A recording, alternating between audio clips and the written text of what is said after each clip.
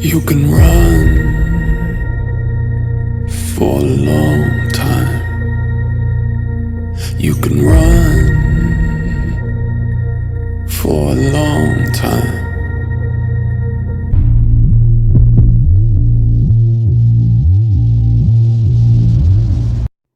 Hey guys, before we get into this video, please make sure you hit the like, subscribe, and set the notification bell to all so that you'll be notified of my videos on this case and more. Now let's get into it. In California, a young boy goes missing while in the custody of his father. And her interaction is really sad because this is the last time she's going to see him. Home to Aramazd Andressian Jr, a 5-year-old boy who also goes by the name Piqui.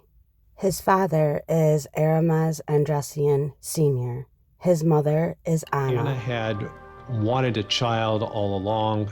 She had gone through medical procedures to try and conceive, and Piqui was her pride and joy.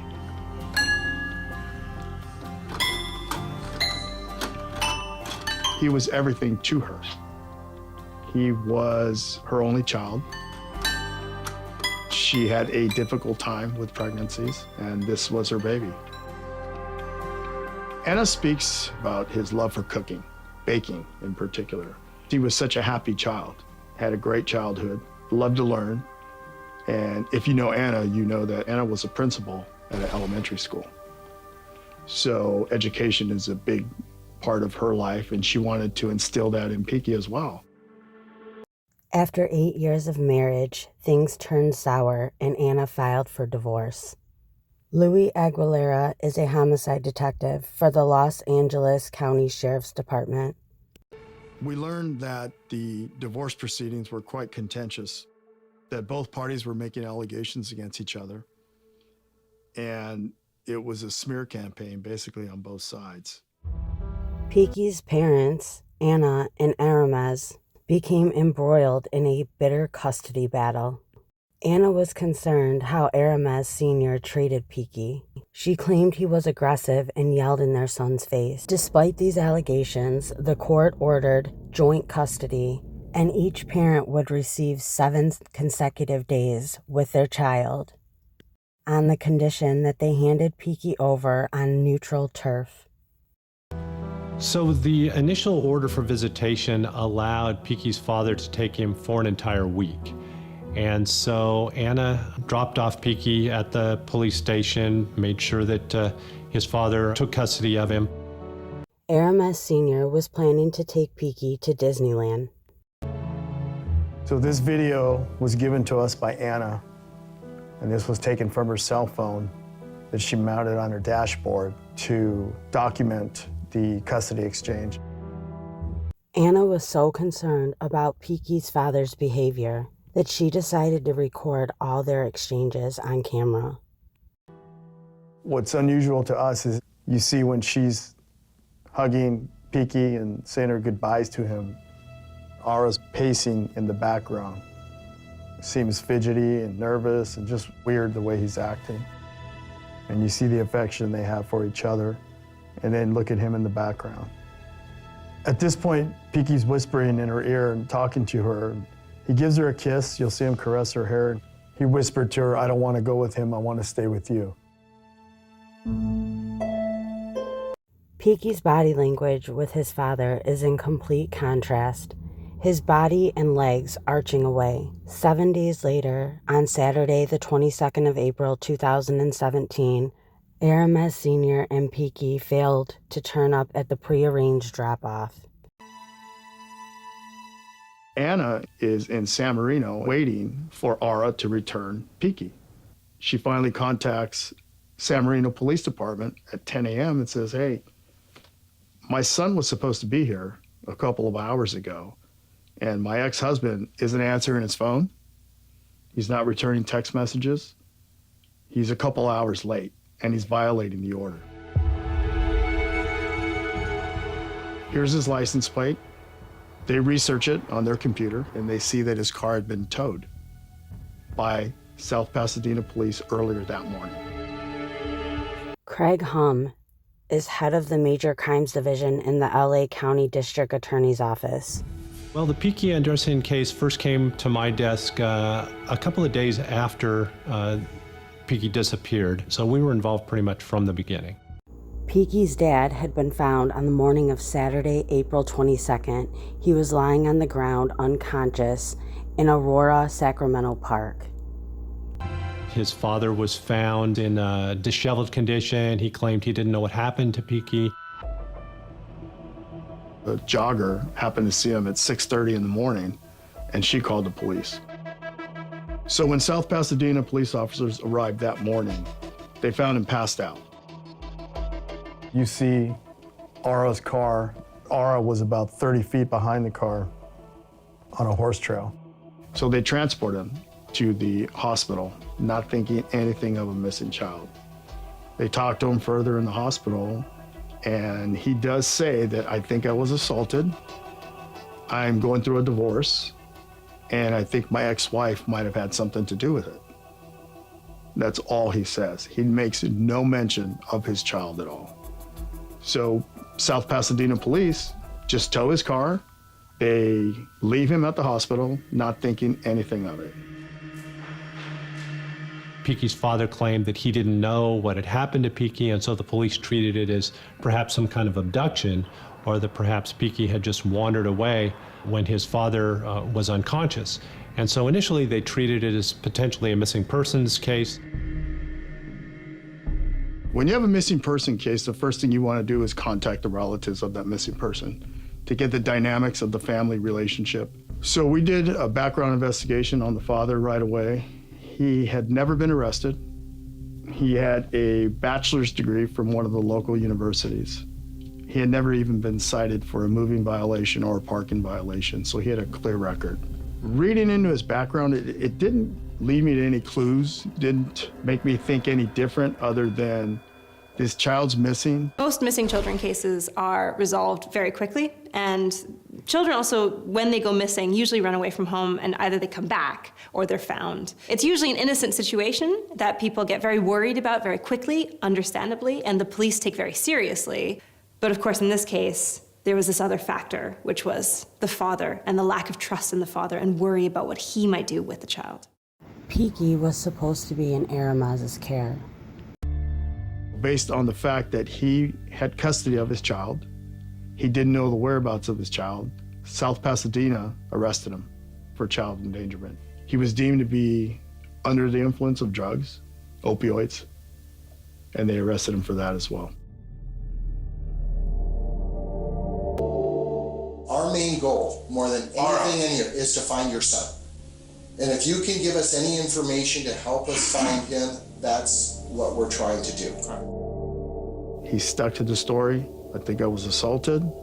I'm having this horrible divorce with my ex-wife. She might have had something to do with it. I've always wanted to 50-50 find. From the beginning, I always wanted always sole custody. You know, it's been tough, you know, because, you know, all I just want is what is in the best interest of Ara, 50-50.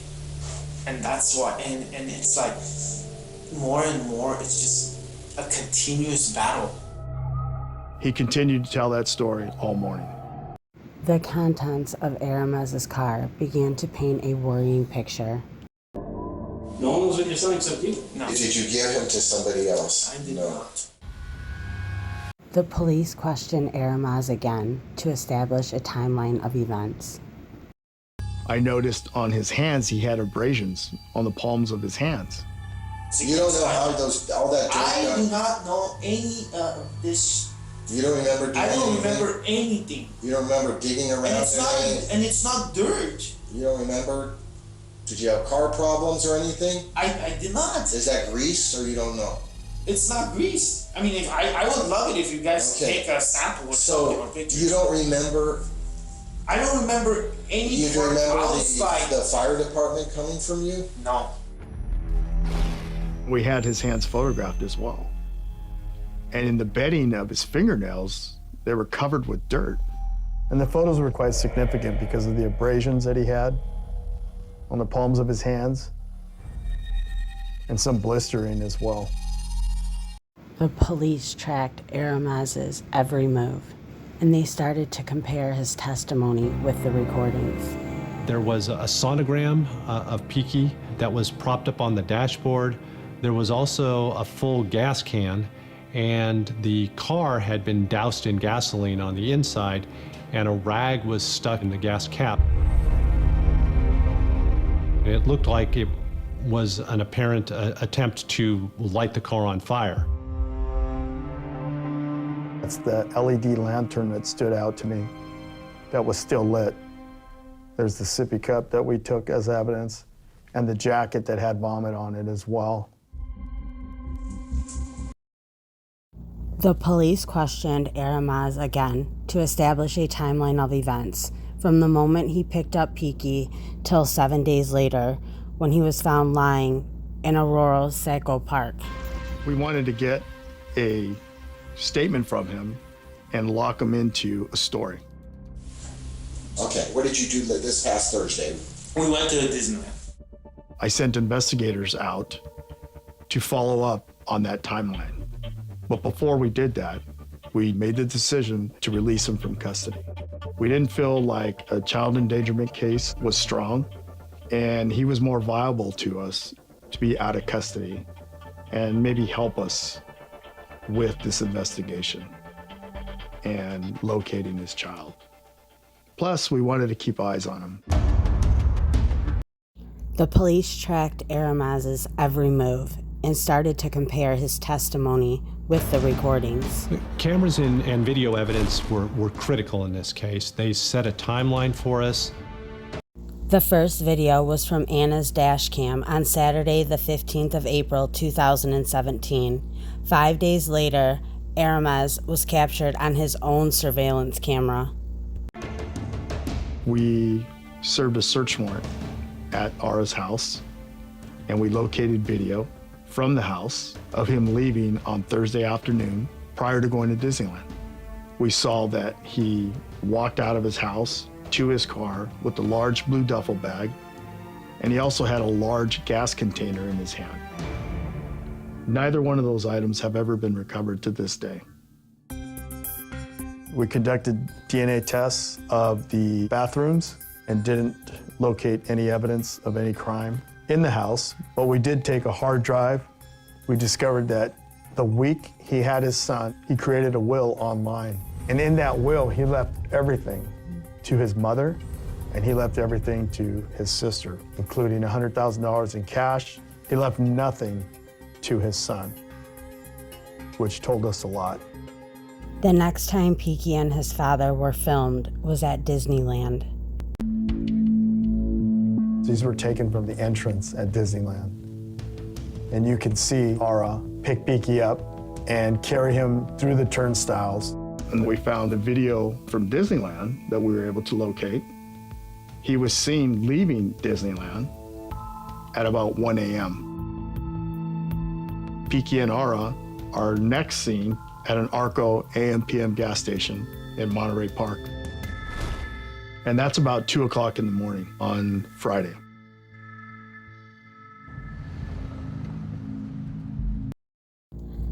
Six hours later, Aramazd appeared on a camera over 120 miles away.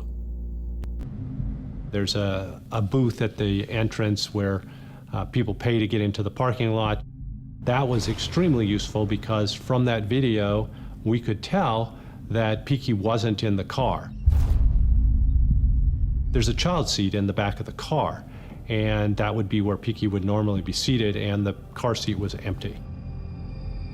The fact that Piqui couldn't be seen in the car told us that something had happened to Piqui between the time that he had left Disneyland with his father and the time that Piqui's father arrived at Lake Kachuma. Aramazd made several stops at the local store, which was all caught on camera.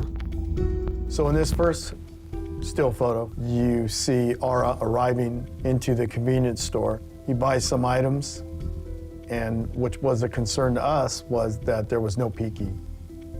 You see him leaving with no Piqui. And then he enters the store a second time, buys more miscellaneous items. and there's no Piqui again. Police checked every piece of video footage against Aramazd's testimony. What they found was strong enough to warrant a search. Teams on horseback with tracking dogs combed 30 square miles around Lake Kachumi. Helicopters examined the area from above. Divers went into the water, but there was no trace of Piqui. Meanwhile, 400 miles away in Las Vegas, Aramazd was becoming a cause for concern. His father refused to cooperate with the police any further, refused to talk with them, refused to tell them anything at all. So the police put Piqui's father under physical surveillance, and they also worked with us to obtain a wiretap so that we could monitor any phone calls that Piqui's father was making to see if we could get any information from that. From the physical surveillance of Piqui's father, from the phone calls, it was clear that he had no interest in looking for his son. There was no even attempt to appear concerned about his son's well-being. And that was in direct contrast with Piqui's mother, Anna, who was still frantically trying to find her son, still going to the media, asking for anybody's help in finding her son. Over the couple months that Piqui was missing, Ara not at one point called us, asked us how our investigation was going on. He never took part in the searches for Piqui. He never questioned anything, never spoke with Anna. Video footage obtained during the investigation showed Ara acting erratically. Ara was in Las Vegas, going from casino to casino, hotel to hotel, having a good time. He was using a lot of narcotics. He was meeting women in hotels. He was skydiving. Welcome to Skydive Las Vegas. How you doing? Awesome, awesome. Obviously, you're feeling extra stupid today. Yeah, no. So I must throw you out of a plane because of that. Prior to him jumping out of the plane, he mentions, "I love you, buddy." All right, man, this is your last chance to back out. No. I love you, buddy. And that's what he referred to Piqui as. I'm ready to go. Whatever. Let's do it. Do it. And he jumps out of the plane.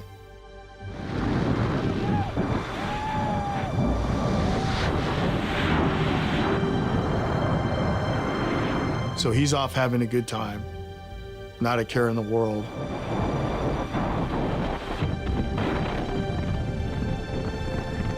His behavior just became more and more inconsistent with that of a grieving father. And it almost seemed like this was kind of his last hurrah because he knew that at some point in time this was all going to catch up with him. Nothing like it, man. You found a new hobby.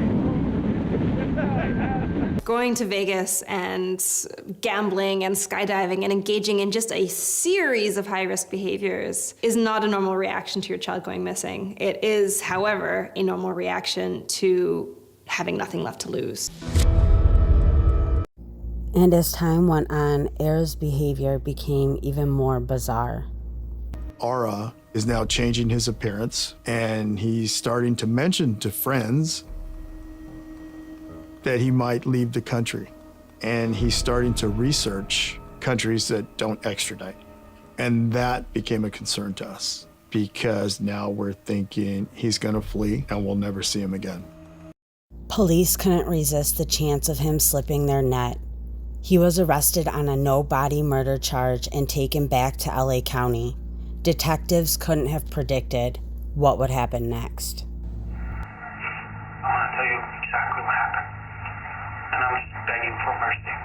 I've done enough damage. I looked at him. I took off my necklace, the one of my father, and the cross. I put on him. I put the jacket over his mouth. He kept on struggling. I just remembered, and I kept on saying, "Buddy, please don't struggle." I just said, "Buddy, please don't struggle," and he kept on struggling, and he was such a brave boy. I had to cover his bar because it just hurt me, and it was a moment where I wanted to stop. It's just that I jumped up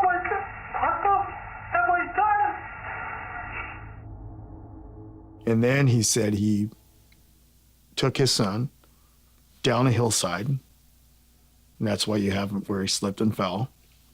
That's why you have his nails covered in dirt. And he said he sat his son along the side of a tree, didn't bury him. I got back in the car, I was completely empty. So to him, it was more honorable in his head that he didn't bury his son and he placed him up against a tree. The fact that he gave so much detail about what he did during the commission of this crime, to me, just shows that it was almost certainly what somebody's called like a flashbulb memory. So he probably has thought repeatedly about this incident. It's basically traumatized him. Whether he was doing this out of catharsis, so to feel better, or to make sure that the police have the whole story, this was a highly stressful, highly emotional event that was strongly preserved in his memory, and he is now getting it out of his mind. On the 30th of June 2017, 71 days after Piqui was reported missing, police officers finally found Piqui's body.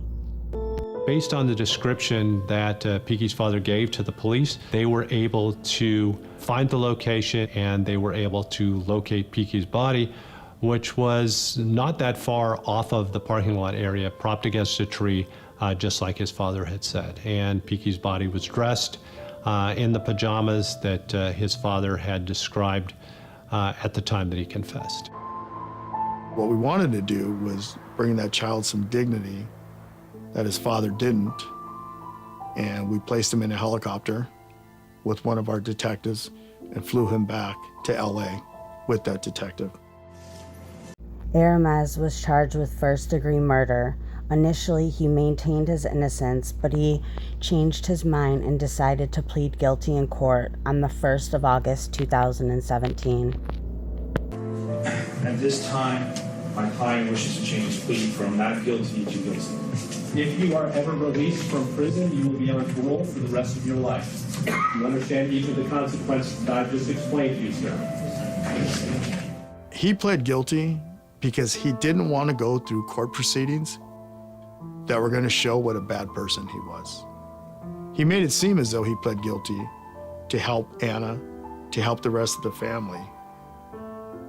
But in his narcissistic way, he knew everything he had done after murdering that child, including all his Vegas trips and the partying and the drugs and the women, were going to come out in court. And he didn't want any part of that. Are you pleading guilty freely and voluntarily, and because that is what you want to do? Yes, I do. The court accepts your plea. I find you guilty based on your plea. Detectives believe Aramazd's motive was to hurt his ex-wife by murdering their child as an ultimate act of revenge.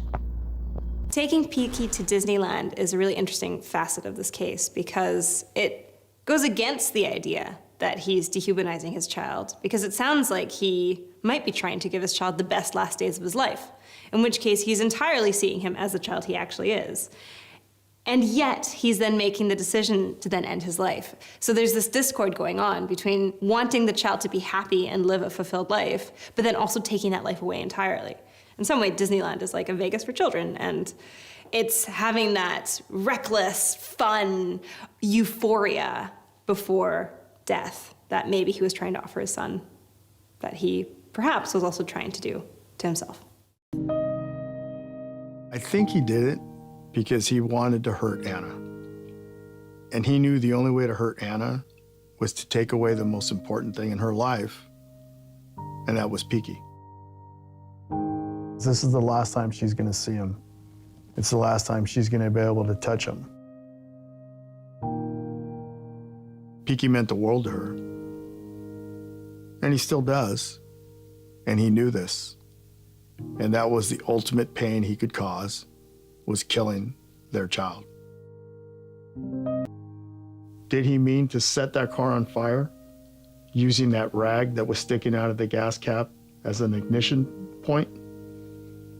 Since the entire car was doused in gasoline, did he want to commit suicide? Without the cameras, Aramazd may have never been held accountable for Piqui's murder. Cameras are one of the most important things to a homicide detective that exist. They set a timeline for when the last time that Piqui was seen alive, which was the video from when he left Disneyland at about 1 o'clock in the morning. Later on that morning at around 8 or 9 o'clock in the morning, Piqui was no longer with his father in the car. So it gave us a window of when Piqui was killed. It also gave us an indication of where the crime actually occurred. Aramazd was given a sentence of 25 years to life in prison. It really sticks with you. The death of children and then the fact that a child is murdered by their parent is just something that never goes away, and it never ceases to amaze me what people will do to their own children.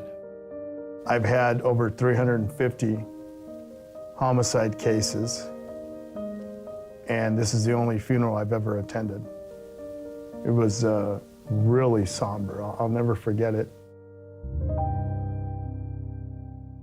Make sure to leave your thoughts and opinions in the comment section below, and thank you for watching.